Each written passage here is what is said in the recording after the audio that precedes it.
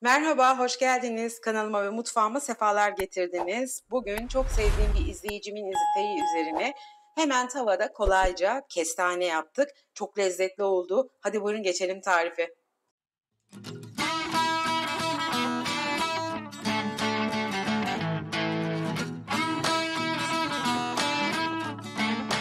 Şimdi önce suyumuzun içerisine bir tatlı kaşığı şekerimizi atıyoruz. Suyumuz ılık, sıcak değil. Birazcık karıştırıp kestanelerimizi hemen suya ilave ediyoruz. Mutlaka önce bir suya bastırıp 15-20 dakika suda bekletmemiz gerekiyor ki kestanelerin kabukları biraz yumuşasın, çizmemiz kolaylaşsın. Aslında 15 dakika çizmeden önce bekletip 15 dakikada çizdikten sonra bekletirseniz kestaneleriniz çok daha güzel olur. Biraz beklesin, sonra devam edelim. Şimdi kestanelerim güzelce bir 15 dakika suda beklediler. Şimdi buradaki önemli püf noktası bu geniş bombeli alandan, kalın alandan bir bıçağınızın yardımıyla, ucuyla hemen kesik atıyorsunuz. Bu şekilde çok çabuk açılıyor piştikten sonra. Benim kestanelerim bu arada iyi değilmiş. Paket olarak aldım. İçini görmedim. Bazılarının içleri kuru zannediyorum.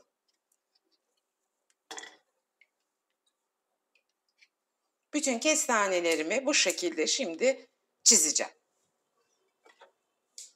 Döküm ızgaramı hemen ocağımın üzerine aldım. Güzelce ısıttım. Bayağıca sıcak oldu. Eğer varsa döküm ızgaranızda yapmanızı öneririm. Çünkü çok güzel oluyor. Gerçekten kömürde olmuş gibi.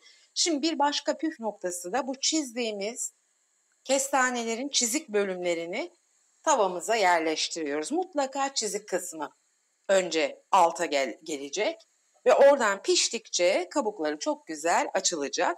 Bu arada Bağdat Caddesi'nin çok meşhur bir kestaneci amcası var.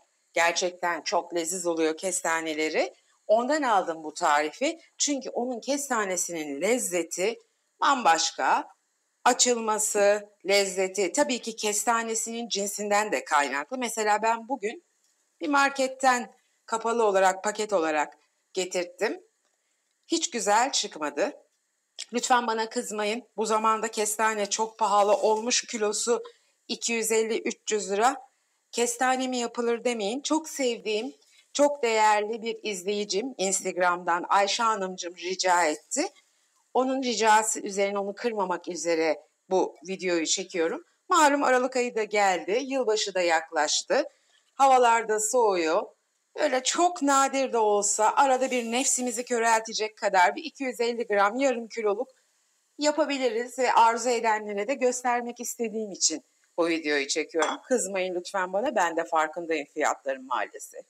Şimdi kestanelerimizin çizik bölümlerini alta yerleştirdik. Güzelce onlar böyle bir 5 dakika yanmayacak ama güzelce piştiğini hissedeceğiz kabukların çıkan kokusundan da ve çevireceğiz. Çevirirken görüşeceğiz.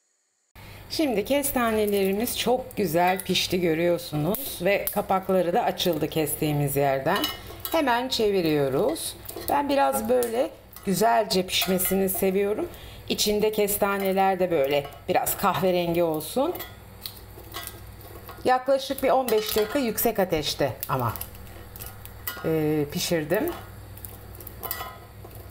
Bir 10 dakika kadar da altları da aynı şekilde pişecek ve kestanelerimiz hazır olmuş olacak.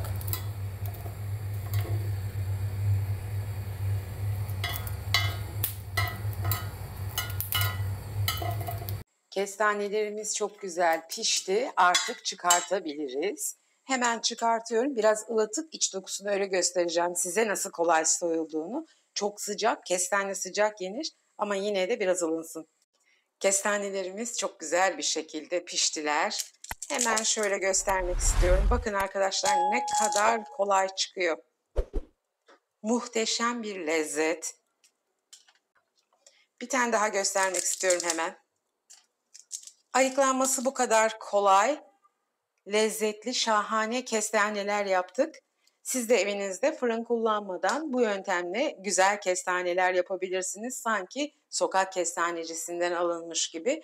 Çünkü fırında da yapıyoruz ama hem fazla elektrik yakıyor hem de aynı zamanda bu lezzeti vermiyor işin gerçeği. Biraz böyle haşlanmış gibi olabiliyor. O yüzden bu yöntemi size öneriyorum. Umarım tarifimi beğenmişsinizdir. Bu dakikaya kadar sıkılmadan izlemişsinizdir. Tarifimi beğendiyseniz videomu beğenmeyi ve hala kanalıma abone değilseniz kanalıma abone olup abone ol butonunun yanındaki bildirim zilini, çanını açmanızı sizden rica ediyorum. Bildirim zilini açtığınız zaman paylaştığımız her yeni tarif videosu hemen size bildirilir ve hiçbir şekilde kaçırmamış ve kaybetmemiş olursunuz. Ama aynı zamanda bana destek olmuş olursunuz. Desteğe devam etmek istiyorsanız eğer sosyal medyalarınızda videolarımı paylaşırsanız ve videolarıma beğeni yapıp ufak da olsa, emojiler de olsa yorumlar yaparsanız bana muazzam destek olmuş olursunuz. Ben de size çok çok teşekkür ederim. Hem beni izlediğiniz için bu dakikaya kadar hem de bana destekleriniz için. Hepinizi seviyorum. Sevgiyle kalın, hoşça kalın, kendinize iyi bakın.